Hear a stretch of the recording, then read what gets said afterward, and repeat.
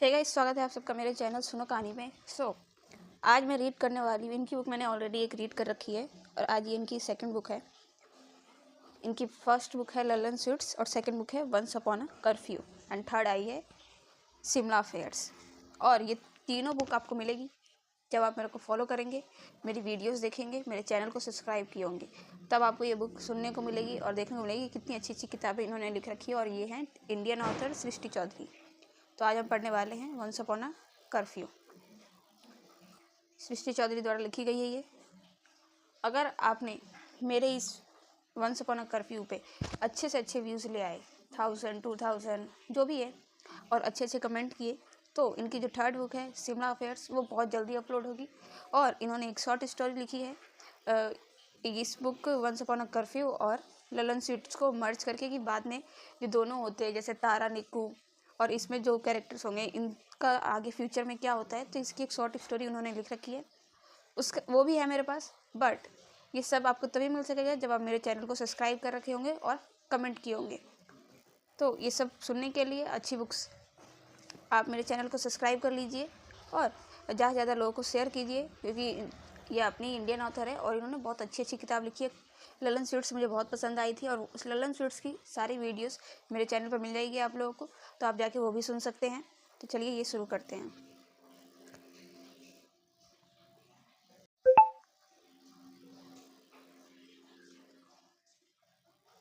तो इनके बारे में थोड़ा सा हम जान लेते हैं। Shrishti Chaudhary studied creative writing from the University of Edinburgh and English literature at Lady Sri Ram College for Women. Previously, she had a series of short stories published by Juggernaut Books. Her articles have been published by BBC, Vice, Net, Geo India, and The Hindu Business Line. Amongst others, she wishes she had a cool signature, the apparent prerequisite to being a writer. She can be reached at. तो ये उनका email है, अगर आप चाहें तो आपको कैसी बुक लगी है आप उनको बता सकते हैं।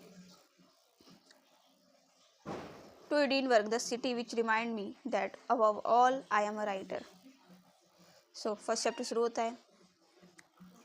सम थाना मैड में कंपा सिकंजी Indu looked at the master ji, a short hunched man with a little bristles of white beard on his dark face, thick glasses covering eyes that never stopped squinting, and a slab of sky blue chalk held safely above his right ear, ready to mark boundaries. She said, Sukriya, and shook her head clearly. It would help, though, if you would not delay this any longer, she added. Bus, done, madam. It's done. Think of it's already done. Don't joke, Master Ji. With the state of the border on the kameez, it could well be another year. And I didn't tell you I wanted brocade. Master Ji gave a sheepish nod. The rolls of fabric at the back of the shop were propped up against each other in slants, waiting to be cut and stitched into clothes. Beneath the glass table, box of sample borders, squints, laces, buttons, and frills were on display. On the wall behind, there was a large calendar featuring Ganeshji, and the scent of fresh incense was in the air. Arey, why do you worry, Madam Ji? He asked. If I say it will be done before the wedding, it will be. Do you think I will let you go to the wedding in old clothes? How many times have I told you to be more efficient with your work than your words, Master Ji? Oof, Madam. Likes her little jokes. So what about the arm, Madam? You want brocode, huh? The neck, Master Ji, and don't make me repeat it again. I'm going to send Natty on Saturday, and it better be done by then. Yes, madam, he said. Whose wedding is it? Someone in the family, she said before walking out of the shop. So she did not want to bother too much with explanations. While Sasi uncle was not exactly family, the marriage of his son demanded the same amount of the enthusiasm. Indu eyed the dirty water and the mud on the road wearily, placing her dupatta on her right shoulder, making sure it was perfectly balanced in front and the back. As she attempted to cross the dirty, congested road, a couple of children began trailing her, begging for an anna. It had rained all night, so the city was obviously paralyzed, but that's not what made Indu stop in her tracks. She stared at the huge poster of Rajesh Khanna and Sharmila Tagore across the road. His head rested against Sharmila Tagore's, as if in peace. the way his eyes closed in bliss, his lips on the verge of a smile. Indu could not imagine a more handsome man in the whole country. Indu tore her gaze away from the poster and looked for Natty. There he was, at the wheel of the white ambassador, waiting for her as he always did. She saw him see her and started the car, holding her dupatta from both ends, careful not to let it dip in the muddy water. She got in the car and sat at the back with a sigh, pulling the door shut, blocking out the cacophony of the street. Is your suit stitched, madam? Nettie asked her, slowly reversing smile while looking into the rear view mirror. Of course not, Nettie, Indu replied. It was an old, affectionate name for Natwalar, who had spent half of his life driving the family around. You think Masterji ever finishes anything on time? People change sometimes, Madame. Natty said, straight faced. We will see about that, Natty. Please go before the rain gets worse. Natty gave his usual small nod and began driving as little droplets of rain began hitting the windows. She watched the street pass by. Hawkers covered their stall with plastic sheets to save their fruits from the rain. Vegetable vendors pulled their carts under awning to prevent them from the getting spoiled, and bicycle and scooter riders shielded themselves under the flyover. The ambassador cut through the traffic easily amid the sea of carts and bicycles. Indu stared at the bald patch of the back of Natty's head and asked him, Say, Natty, what was that song that you were humming in the morning? She saw his face light up in the rear view mirror. Oh, that latest of Kishore Kumar.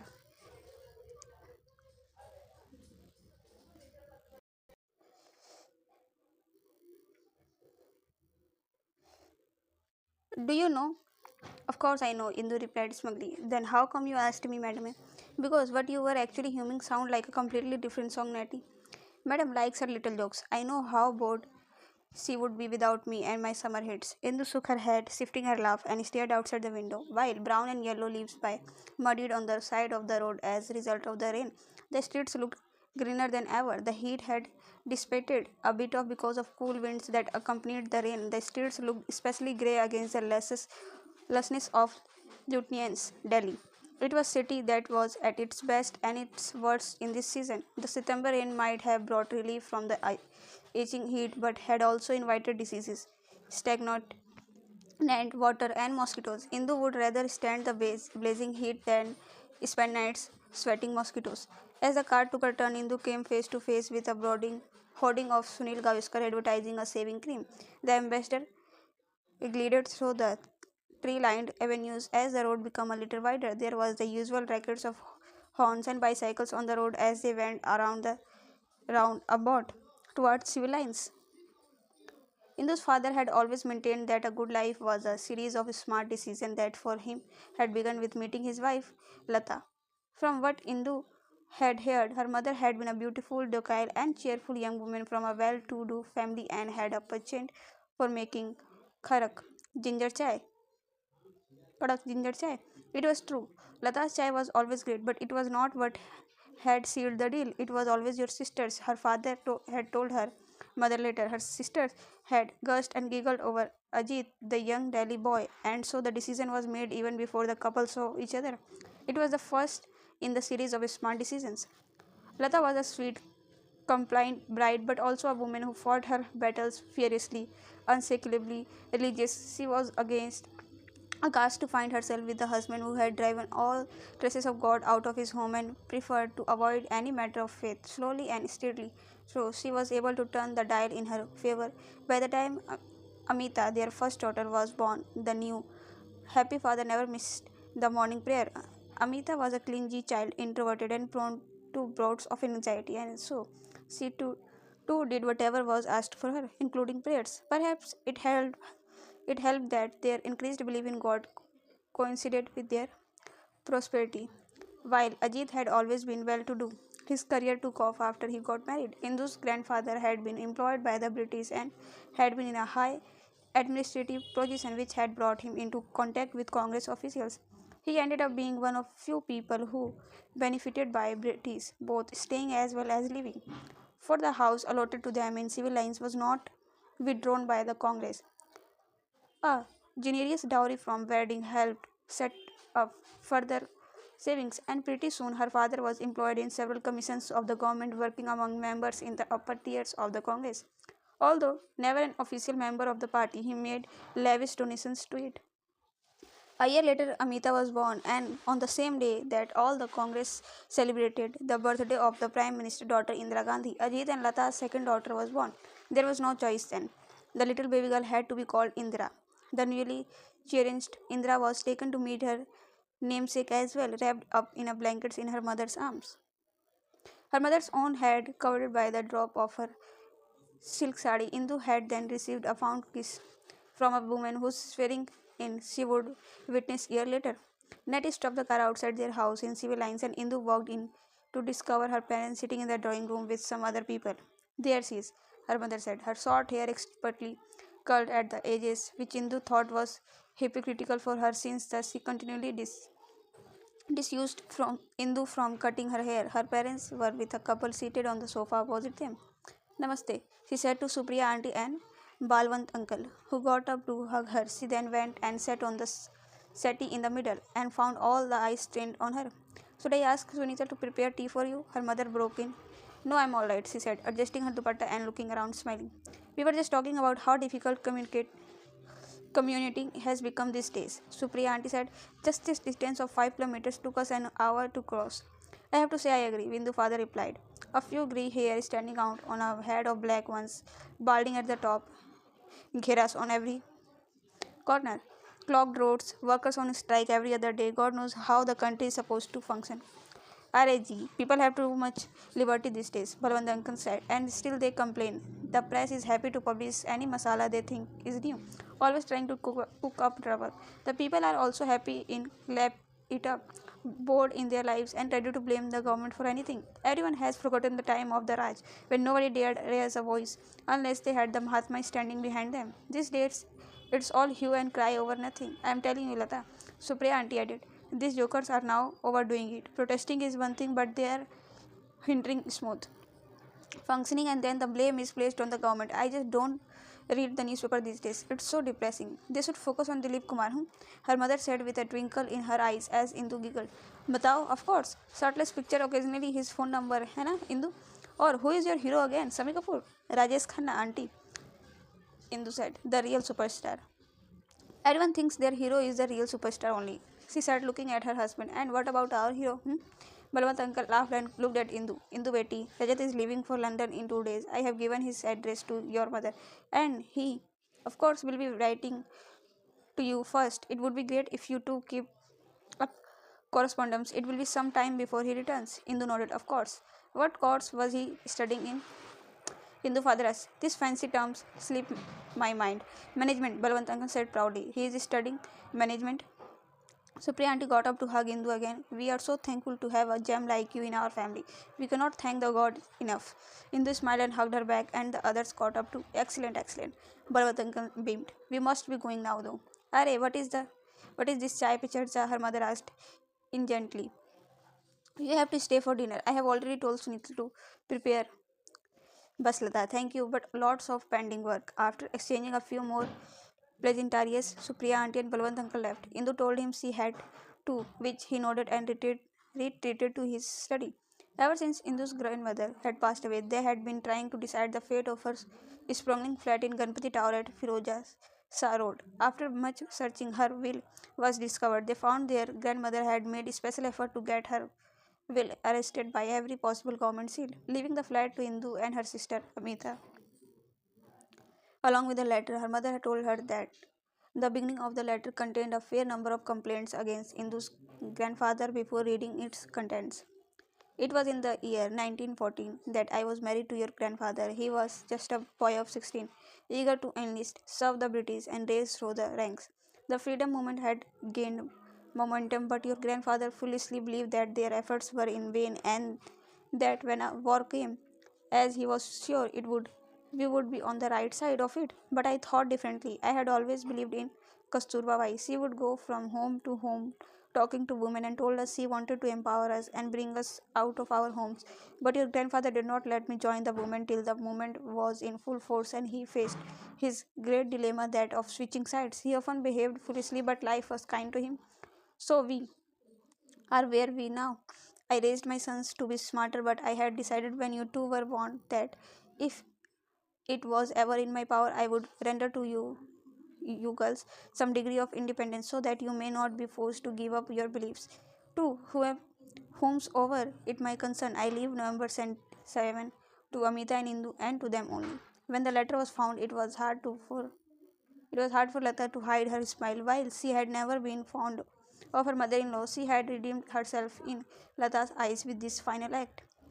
2. Four-bedroom flat was passed directly on the Indu and Amita. The house came with more than a thousands of books that her grandparents had collected over the years. These books particularly delighted Indu. She could not wait to spend long afternoons in that house discovering new words on those bookshelves. Later that night, Indu asked her mother if it was now certain that she would marry Rajat. Her mother spoke quietly. Rajat is a good man, a decent man, much better than all the other party members who would send us their sons' proposals if the rumor of your marrying Rajat had not been floating around already. Have you seen that Hansi Lal's wrestler of son? Imagine, I would rather you never married. I agree, Indu told her. But I don't know Rajat. I have seen him only occasionally and said the briefest hello. If that, for sure, he is better than the rest, her mother replied, her eyebrows knitted tightly together and her jaw set. Her father always said that Indu mirrored this book look when she wanted to be stubborn. The good part is that he is not interested in continuing with the party. You will you will know opposition members posting your household. But even better is that since he is going to London now, the marriage is still 2 years away. It gives you a lot of time to focus on yourself. Do as you wish, and time is luxury, believe me.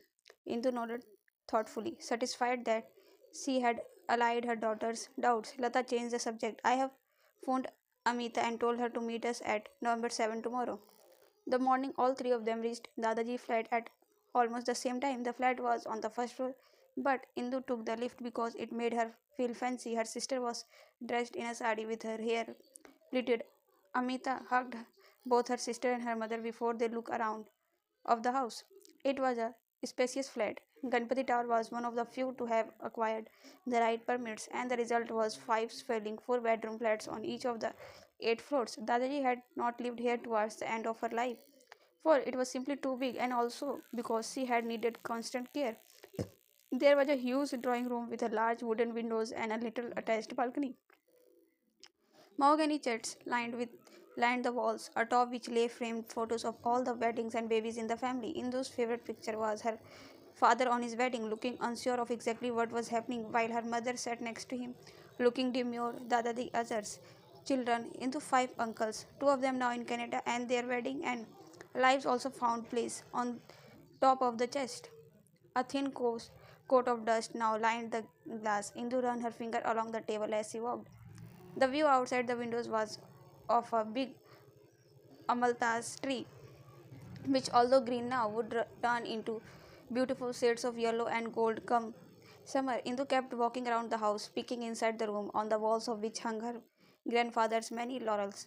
Once they had all sat down together on the slightly dusty sofa, Amita told them now how Govinda, her husband, was planning to speak to their father about turning the flat into an office. An office? Her mother repeated in horror.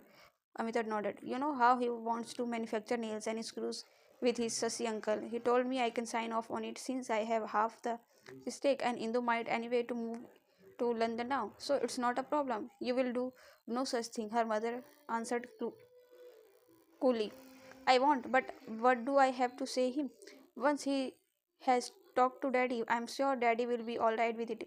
He won't hear a word against Sasi uncle. And I'm still here. I am not moving to London. Indu quipped. This flat has been left to you too, she said. If someone else started using it, you may not have the same control over it. Keep it in case of a rainy day. You know, her mother got up deep in thoughts while Indu and Amita chatted. The two sisters decided to have a look at the two two huge bookcases that lined the wall from top to bottom, hundreds of books on the shelves. Indu stared at the titles behind the glass. Some of them seemed ancient, ranging from English classics to Hindu religious texts. The name of some Hindu could not even read. There was a thick coat of dust at the edges of the shelves, and stray strands of lint covered some of spines. Hindu read the names Robert Frost, Leo Tolstoy, Simon de Beauvoir, Jane Austen, Charles Dickens, Thomas Hardy, Charlotte Bronte, D.H. Lawrence, Virginia Woolf. She opened one of the cases and picked up a battered copy. There were many Indian writers as well. Indo registered excitedly copies of Mahabharata, Tagore, Gandhi, Nehru, R.K. Narayan Dhan, Gopal Mukherjee. She felt the urge to settle down in a chair right away and begin reading, but resisted. What will we do with so many books? Indu asked. Amita shrugged. Do as you like, read them, take them to your college library, take them home. I am not letting this in the house. There are too many, her mother suddenly spoke up, looking at Indu. I mean, you could almost stock a library out of this. Indu looked at the bookshelves thoughtfully and said, let's decide the next time we come here. I have to go now. Where are you going? Amita asked Indu. I have to go to college. Why? Amita asked. Just some books. I have to return for the new debating president. I better get going. Hugging her sister again, she headed out, sliding her purse into the crook of her arm. She thought about writing for the lift again, but it was on the seventh floor. Natty brought the car to the gate and got out to open the door for her. You always remember to open the door whenever mother is around. Natty, Indu said to him. I try to open it each time, madam, but it's just my poor old memory that fails sometimes, he replied calmly, barely containing his own laugh. Chalo, college up. Hope your poor old memory still remembers the way. We can always hope, Madme. Indu looked out of the window as they took the road towards Lajpat Nagar, which was quite familiar to her now. Her thoughts returned to her grandmother and how she had painstakingly collected all these books over the years. She wondered how many she had been able to read. For each birthday, she would give Indu a book to read. For some years, Indu never bothered to open the books, but once she began to read, she could not wait to have her own shelves full of books and pass them on to someone younger. As they entered the gate to the college, the red brick building shone like it always did, for it was a very new and the manicured garden constructed sharply with the grey sky. Indu walked in and sat on the bench to next to garden, enjoying the mild September weather. She watched a bunch of girls on the other side of the garden huddled together over some exciting piece of news, no doubt squealing in mirth, so that their voices were carried by the wind.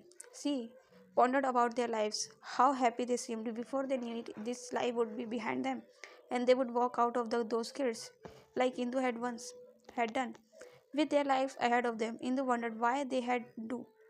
She wondered what she would do. It seemed certain to her that in a few years most of them would have husbands and families, with this life a distant memory. Indu was sure the girls would soon be admonished for being too loud, and sure enough, a security guard walked over, but not to a bunch of girls who had gotten up to leave for class, but to Indu, who had begun walking on the grass. He told her to stick to the path, and she rolled her eyes at him like she had done for the past 3 years. But she was happy to realize that nothing had changed. And so Indu slung the bag into the crook of her arm and directed her steps toward the library, for she had two books to return. She was about to enter the library when the guard outside stopped her and asked for her ID card. She told him it had been returned when she had graduated, but she still had not. She had to return the books in her hand.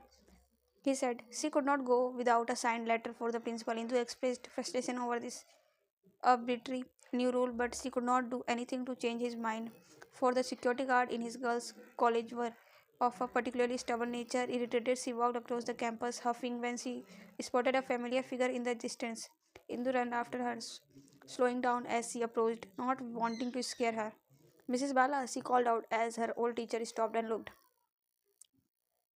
around, her face breaking into a smile, her short hair frizzier than usual. Indu never could stop staring at Mrs. Bala's hair, which was short, curly, and seemed to have a mind of its own.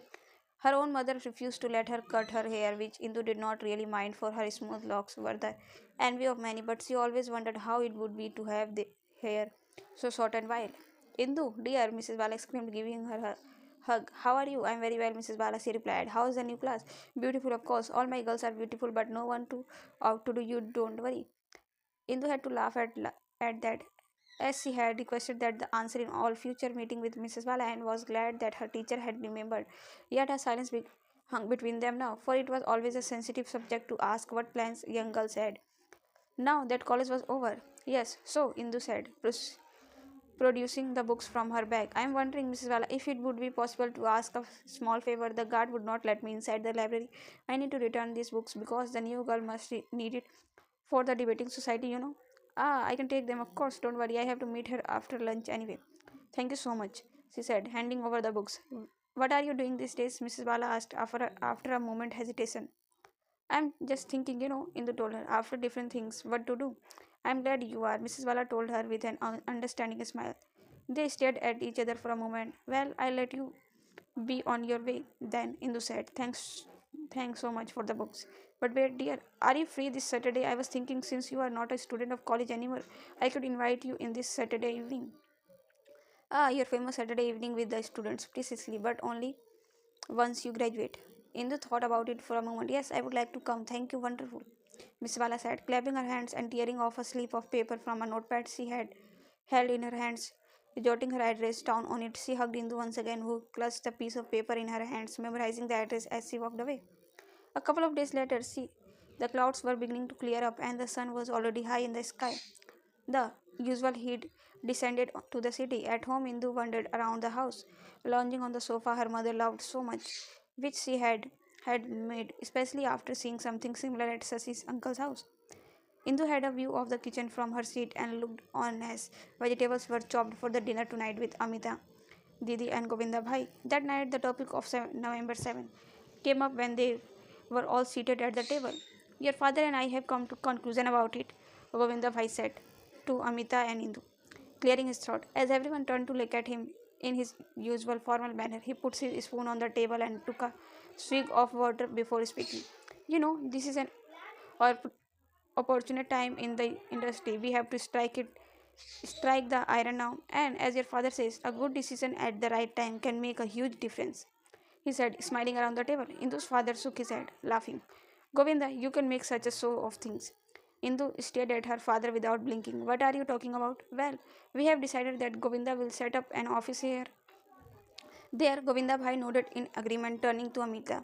Crunching on piece of carrot, he said. There has never been more demands for nails, and now we really need a sales office. November 7 is in the center of the city. It's big and it will be perfect. Remembering her mother's advice, Amita said, but it's a private flat in a private building. These things can always be sorted out, her father said, waving a hand in a dismissal. Indu looked quickly at her parents. Her mother was staring at her husband with raised eyebrows. So had not discussed it with her mother either. Otherwise, he would have known how she felt about the matter. No, Indu said, and everyone turned towards her. Govinda Bhai looked surprised that she had uttered such a loud and clear no. Indu heart began thumping as she was on the verge of saying what had been going on here in her head for the past few days. Ever since her mother had taken her and her sister to number 7. She could not get the image of that flat out of her head. She could not stop imagining what it could be when she had walked around the college the other day. It had started making even more sense. What do you mean, Indu? Her father asked. Indu stared at him and then at Amita, who blinked back at her. I need that flat, Indu said. Her mother stared at her quizzically. What in the world for? Indu made her face more resolute. I have been thinking of doing something, she said, ignoring the eye on Govinda Bhai's face. I mean, Rajat will be away from 2 years. I want to make something of my life, of my time till then. How about a finishing school? Govinda Bhai suggested, and in this threw him a look so dirty that her mother had to clear her throat loudly so she could divert her attention. What are you thinking about? Oh, sorry, what are you talking about, Indu? Indu told her father, I want to set up a library there. Govinda Bhai put his glass down noisily. Amita turned to her sister. A library? Like with books? Govinda asked Indu. Yes, Govinda Bhai. That is the main feature of library, Indu said, trying to hide her testiness in her laugh. But why? Her father asked her. It's something that I really want to do, she said. It will be a private library. I have been thinking about it, but I didn't know how to do it until today. Number 7 is perfect. It's empty, spacious, has the perfect energy, and all those books, I can put them to good use. Indu, but we have already decided, Govinda Bhai said, looking at her father. We need it for an office. I am sure we can find another place for your library. Indu gave him a cold stare, avoiding looking at her sister. Daddy, is it set it in stone? It's something that I want to do, and all these books are there already. I have an equal right to be given the chance. Her father pushed his plate away, scratching his head. I mean, of course, we didn't know that you wanted to do something with it, but Indu, it's too valuable a place. I don't know what do you mean by a library. What? Is a library not a valuable place? Indu asked. Come on, Daddy, it will be my own project. I want to make it a library for girls. Govinda Bhai sputtered as he drank water. Girls, he asked, trying not to laugh. What kind of girls? Like poor, I mean, underprivileged girls? Like a charity project, you mean? Indu looked thunderously at her sister, who murmured to her husband not to be so crude, and he held up his hands. We will talk about this later, Indu mother said forcefully. Who wants ice cream now? I found a very good brand. They import it directly from Switzerland. Indu gave her mother a sullen look as Amita nodded eagerly. Chapter 2nd. Do you know where it is? She asked Natty. Yes, madam, he replied. I checked again with Sawab as well to be sure. Indu sat back and looked at herself in the window. She had finally chosen a cream kurta with three-quarter sleeves and a light scarf to top it off, as well as small diamond earrings. She wore her light brown sunglasses like a hairband and had done her eyes up with a light line of coal. She had been happy to accept Mrs. Bala's invitation, of course, but was also looking forward to discussing her library plans with her. This would be also the perfect setting in which to ask her. Indu was also slightly apprehensive as she had never been to such a gathering. She had never wanted to be the sort that partied of those university students who ran away from home, smoked into the night, and went for protest at India Gate. She had no qualms about her life and wanted it to remain the way it was. Moreover, she did not really fancy running around in the heat in the unsophisticated khadi pants. Once she rang the bell and walked in after giving a hug to Mrs. Bala, who had opened the door for her. She noticed there were about a dozen people around the dinner table, mostly men, who shifted their attention to her. Years of scanty had inured her to stares, and she walked with her chin held high, giving everyone a courteous smile and not looking at anyone in particular. In the cursory, cool glance she allowed herself after a couple of minutes, she noticed that beside the people seated around the dining table, there were two men at another table. On this table were some drinks, including in the noted alcohol. Except her, there was just another woman, also with short hair, at the other end of the dining table. You can take a seat over there, Indu, Mrs. Bala said, pointing to the chair next to hers, on the other side of which sat a man in a light shirt, his hands in a stable over his plate, talking to his friend next to him. Indu gave him a prefatory note before hanging her scarf on the back of the chair. Mrs. Bala's house was exactly how Indu had imagined a professor house to be. Souvenirs of her travels on the walls, from painting of cities to fancy china. A huge case covered in the entire wall on the one side. There were wine bottles and boxes of tea in a glass cabinet and a few plants in the corner. Stacks of magazines and newspapers were piled on the side of table and the far end of the room. Her own mother would have been appealed at the barness of the sofa, but Indu thought it quite Sunita suited Mrs. Bala. She stopped looking around and focused instead on the dinner table, deciding that it had been long enough so she could pay attention to the others around her. Mrs. Bala asked Indu if she would have some wine or tea, and Indu smiled, saying thank you.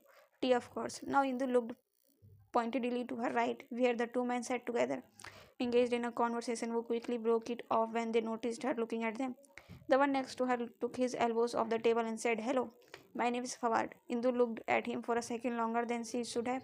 He was very fair and wore glasses and nodded at her as she smiled. The one next to him stuck his hand out towards her, saying, I am Rana. He had a light brown moustache that slanted down at the both ends and went with a stubble on the rest of his face. He wore a simply cut, half sleeved shirt, buttoned to the very top. His eyes looked right into hers, which Indu thought was a bit of audacious on his part.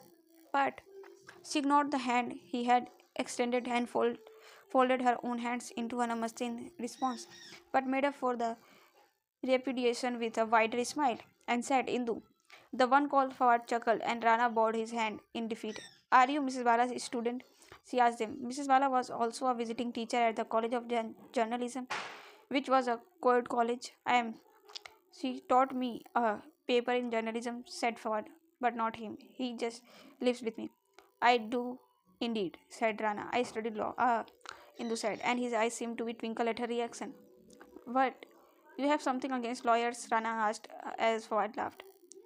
Indu laughed as well. I don't. It's better than being an accountant. Of course it is, Rana said, making a face as if she had just stated the obvious. We are much better built. Indu simply raised her eyebrows in response. Aloud, she said, "Tell me about one law that does not work in this country." Rana looked at Ford before chuckling. "Just one?" he asked. Indu waited and stared at them without blinking. "The land acquisitions law," Rana said. "At any time, the government can acquire your land for official or government purpose and give you compensation that they deem fit." He kept his glasses down and sat back in his chair, tipping it slightly backwards, his right arm folded at the table's edge. "I didn't know that. Anyway, my father's also a lawyer, so I am the last person to have anything against them." "Don't you worry." She turned around to accept her cup of tea from Mrs. Walla. She did not turn to them again, but heard Ford ask her, "How do you know Mrs. Walla then?" Indu took a sip of the tea and waited a few seconds before answering. "She taught me as well at college." "Do you mean at undergraduate college?" "That's right. Also, she coached the debating society and I was the president," she told them. "Ah, so you like to argue as well?" Rana said with a laugh, picking up a few peanuts from a bowl on the table and tossing them in his mouth. Indu could not contain a smile but then pursed her lip and raised her chin. "That's a dangerous thing to say to a woman, Mr. Rana leaned his head back on the chair as he chewed, while Ford looked at them back and forth, seemingly enjoying the conversation. But Indu turned around to face Mrs. Ballard, who seemed to be in animated conversation with the other people at the table, among whom was also her husband. On the other side of the world, they had reached the moon. Anil, the moon. Can you imagine what that means in the history of humankind? Thousands of years, millions of people have slept every night watching the moon. But did anyone ever think we would one day will be able to visit? No, this is the age. I have been saying it for some time. This is the modern age. It's time to either change or burn. There, people are touching the moon, and here we are still fighting the administration to let girls wear kurtas with trousers. Mrs. Wala looked at Indu directly when she said the last sentence, and Indu nodded right on cue. "It's true," she said. "They made such a tamasa of the whole situation, just didn't understand the need to wear trousers to college. We let the moment for it. It's girls' college for God's sake. If there is one place we should be able to wear trousers, that is it." "But we are not so far behind," said Mrs. Wala's husband. "Our Prime Minister is a woman, country only 27 years young. Who else can claim that, huh?" Indu nodded enthusiastically at that, for she herself was going to bring that point up, but the girls across the table interrupted the cheers with a disdainful "Oh." She got up the seat slowly because she is her father's daughter and did nothing to earn it. "Are you joking? After all that has happened after 1971, Indu asked. 1971 was a war. She fought slowly to consolidate her own position and change the public mood." "Oh, yes, she was still elected by the people of this country," Indu spoke up, unable to stop herself. "Yeah, of course." "Yeah, because she was the first daughter," the girl replied in a tone so sarcastic that Indu wanted to throw her teacup across the table. "I don't think gaining public sympathy was very hard after her father, who was also incidentally one of the founding fathers of the nation, suddenly died from a heart attack. The first descent to operation always arise from a place of privilege," Indu said coolly. "Did you expect a little girl to rise from the ranks of slum dwellers without education or opportunity and become the prime minister?" "That's how it should be," Rana spoke up. "Why is this a democracy? Where are the equal chances? There is so much corruption in the upper tiers that benefits and privileges are never disappeared enough, and so we might never have a little girl the ranks of slum dwellers becoming prime ministers." Indus shot him back look of annoyance. So she thought he would be on her side. They had just a nice conversation. She narrowed her eyes at him, summoning her coolest voice of a betrayal, her nostril flaring. "It's not a matter of how it should be," she said. "It's a matter of how it is." He again looked straight at her, and Indu stared back at him this time. He smiled slightly, the lines on his face coming alive. "But I would disagree," he said calmly. "We had never progressed if it was not about how it should be." Slightly taken back, she looked at Mrs. Bala, who had just guffawed. "Don't mess with the Indu over the Prime Minister," I had suggested, she told Rana with a glint in her eyes. She has a soft spot for her namesake. "So you fancy yourself a Gandhi supporter?" he asked her. Indu shot him a look of utter contempt. Instead of being offended, he gave another chuckle, so she gave him a fleeting, lofty look before deciding to ignore him. He was audacious and foolishly idealistic, she decided, and moreover had no courtesy. She liked far much better Mrs. Bala. She said to her old teacher, "I would like your advice on something." The rude girl diverted her attention and decided to listen to their conversation. Indu was sure that she had a wardrobe full of khadi pants and did all kinds of other pretentious things. Her hair was shorter than even Mrs. Bala's and she wore a nose ring. Mrs. Bala gave Indu her full attention. I want to open a library, she told her. Mrs. Bala seemed as if she had been expecting something else. Novel idea, Mrs. Bala said, nodding. But how do you mean, like collect books and make them available for lending? Indu took a deep breath before answering. No, I was thinking more in terms of having a space to read and study. I want to make it more about the library, the space rather than reading itself. Mrs. Wala waited for Indu to go on, but Indu said nothing. I don't think I understand exactly what you mean, Mrs. Wala then said, and Indu noticed more her eyes on her. She ignored everyone and said, I wonder what it would be like if all the areas that we live in, like civil lines where I am, had a library and people actually used it. If there were dedicated space to study, to read, a place where we may spend 2 hours training the mind, a part of a larger community where everyone does the same as a focused effort, not a distracted whim. Mrs. Wala nodded. But what gave you the idea? I was thinking about having your own space, Indu replied, watching from the corner of her eyes that Ford and Rana were listening intently to her, which somehow gave her more confidence. My sister and I used to share a room. Now she is married and it's my room. I feel my thoughts go wider. I read more because I am alone in that space. And I think more about what I read. I would like to create that space for others, but also make it one where they can come together to discuss and grow. But there are libraries, Mrs. Wala said. There are public libraries and college libraries for students. But I am talking about a local library where women who stay at home could come. The public ones are too crowded, the college ones too academic. Indu paused for breath and felt the room go wider and listened more intently. Women. Mrs. Bala asked. Yes, I want to set up a library, but just for girls. Mrs. Bala took a swig from her glass of wine and spoke to her husband. You see, Anil, people coming from affirmative spaces always want to enlarge that space. She turned to Indu and added, he says there is no point of women only spaces. They create greater inequality. Indu was not sure what she was supposed to say, but Fawad broke in. I don't know how exactly that would help the situation. A library for whom the poor don't have time to sit in library and train their minds. Some of the heart of the instant rebuttal must have shown on her face as the girls across the table hummed in agreement. You don't have to listen to him, Rana said, lighting a cigarette. He is just a community. Everybody laughed, much to Indu's chagrin. She didn't understand what the laughter was aimed at. I don't know what to say to you, Indu, Mrs. Bala said. Of course, it's an idea worth looking into, slightly unusual, but I would hold on it too. And it. I'll, of course, be happy to help and advise in whichever way, but have you thought of the practical considerations? There are so many things. Who would visit and why would they visit? What do you offer them? How do you intend to explain the concept? Someone might consider just sitting on a chair for 2 hours a waste of time. And more importantly, where on earth would you find such a place? Indu stared at her and gulped before answering. Her head is still held high. I have a place in mind. All I had need you to do is spread the word in your network. Mrs. Bala nodded thoughtfully. The girl across the table turned away and began speaking to the other beside her, not wanting to give the Hindu courtesy of her attention. Fawad looked at her curiously. Rana took another drag of his cigarette and extended her a smile, which Indu did not return. Indu, madam, hold.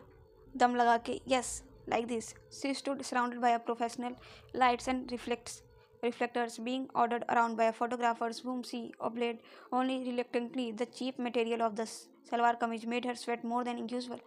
But more than anything else, the ribbons in her hair increased her irritation by the minute. She had hated trying her hair with ribbons all throughout school, and this ad camping was making her revisit that feeling. To be fair, it had come and at an opportune time. Sasi uncle had suggested her name of the spokesperson of the Beti Hi Jaan Hai, Beti Hi Jaan Hai campaign. And when Lata had heard that it was about education for girls, she had encouraged Indu to go for it. It will give you greater credibility if you are already speaking for the education of girls, for the library.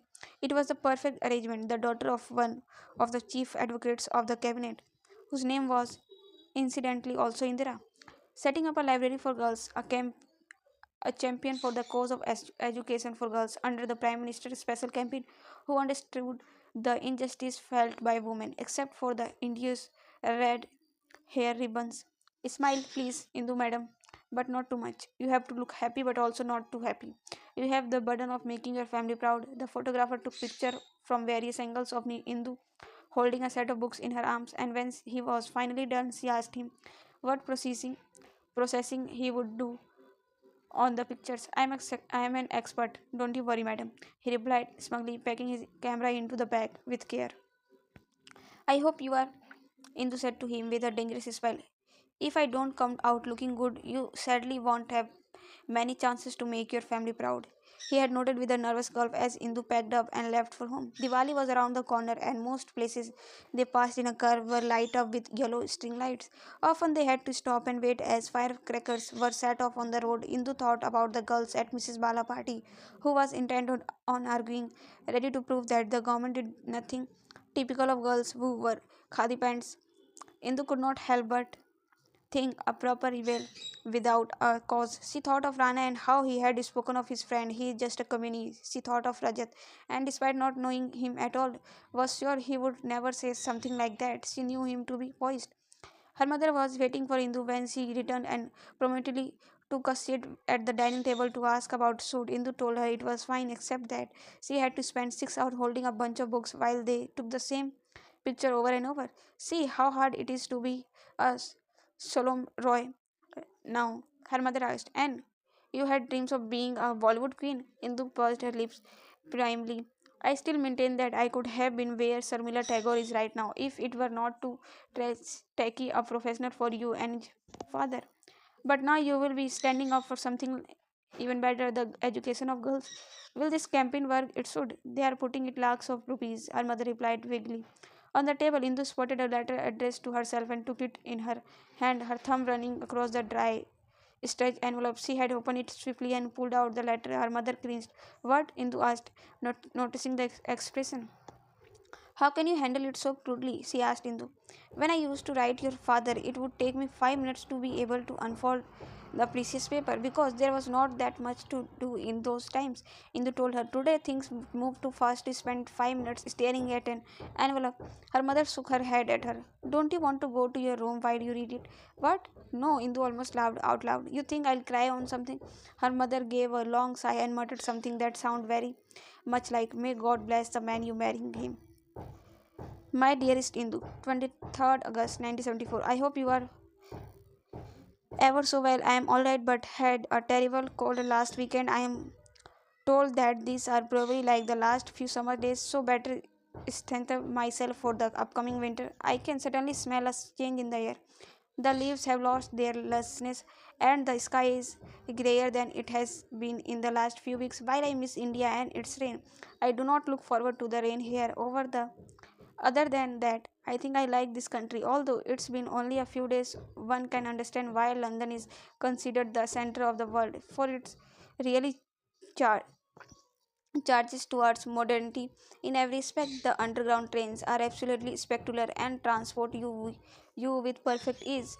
While the trams glide across the road carefully and without any accident, it actually make me laugh sometimes because my father had told me once around Independence Day of when he took the tram in Delhi, the electric wires had got tangled so badly with the kite's string that the poor operator had to stop the tram, untangle the wires, and then continue. I'm still adjusting the food here. Did you know they eat peas and potatoes plain and just boiled? I find it so strange. There are a few Indian restaurants, but it's not economical to eat at those places every day. Yet, I really do love this city, its pace, its discipline, and its neatness. They seem to be very fixed about their meal timing, which is certainly something we can pick up. At the moment, I have a lot to study, but I do certainly miss you and hope that you are having a relaxing time. Give my greetings to your parents and to Amita and Govind. Of course, yours, Rajat. When Indu was done reading, she got up from her chair and her mother again let out an exaggerated sign. Indu, are you really leaving the letter here? She asked, outraged. Oh God, Indu turned around and picked it up from the table. I'll go put it somewhere safe in my room. Happy? Thank God Rajat is not here to see you throw it across the table. I didn't throw it into yelled back and then put it in the drawer in her dressing table. This magazine is what should be thrown, her father said from across the room. I don't know what journalists these days are writing, imagining themselves the king of the world, writing as if public officers are their servants. What are they writing now? Same old. Government is in pet. Trains are late. Food prices rising. Array. Tell that to all the opposition party protesters who sit in dharna on the tracks every day. How is it our fault in this? People like the train late and stop the movement of grains for their unreasonable demand. Nobody even reads this. Father, don't worry about it, Indu said, waving her hand. But her father seemed troubled all the same. Indu walked out of the room before her mother could admonish her further about the letter.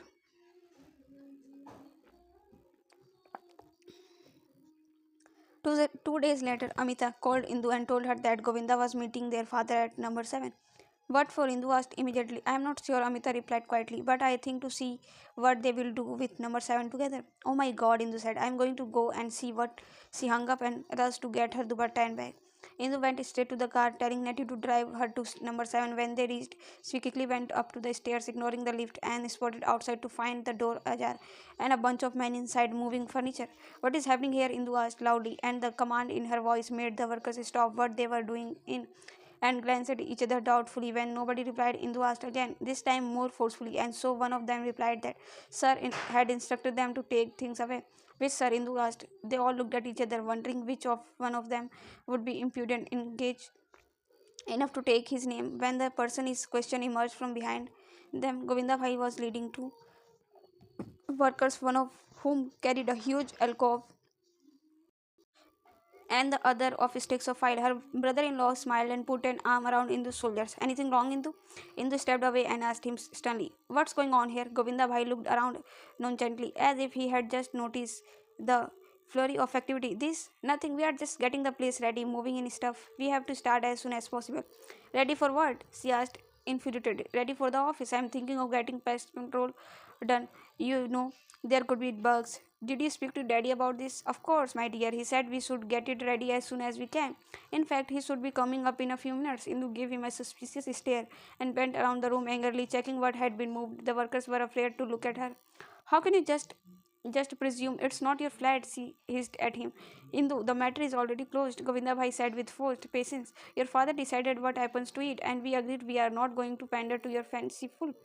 My father did not say anything to me. She cut him off, clapping her hands together. Every worker's attention. Everyone, stop what you are doing.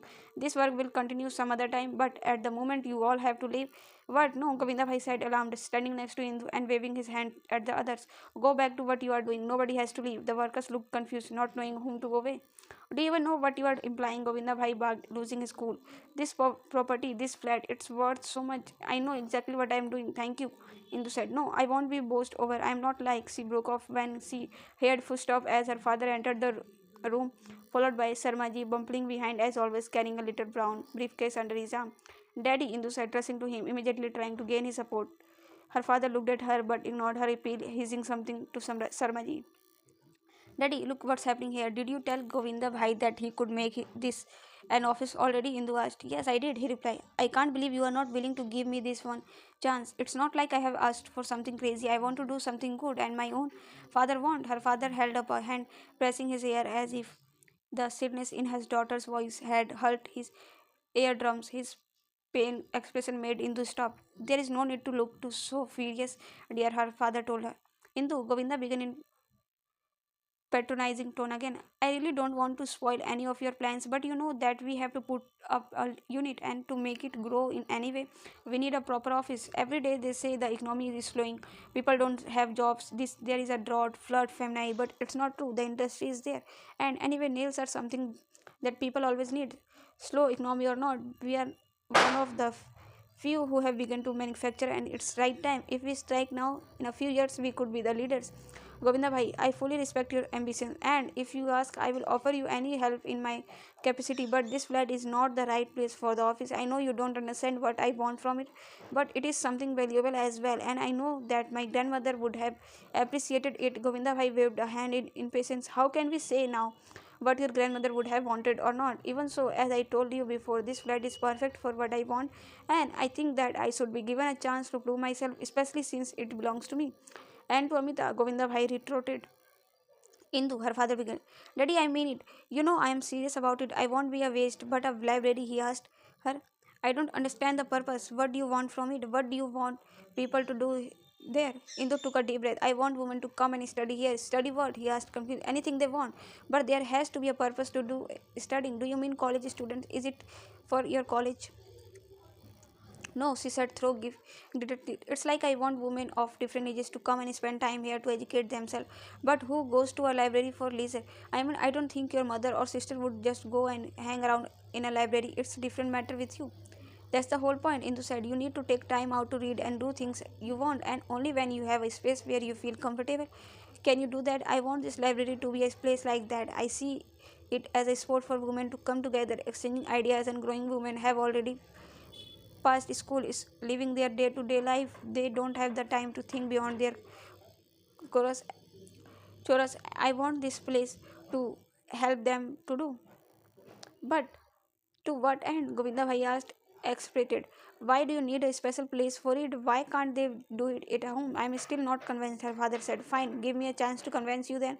Her father could not argue with that, and so he looked painfully from his daughter to his son-in-law. All right, we will talk about this further at home, so can you stop this now? She asked.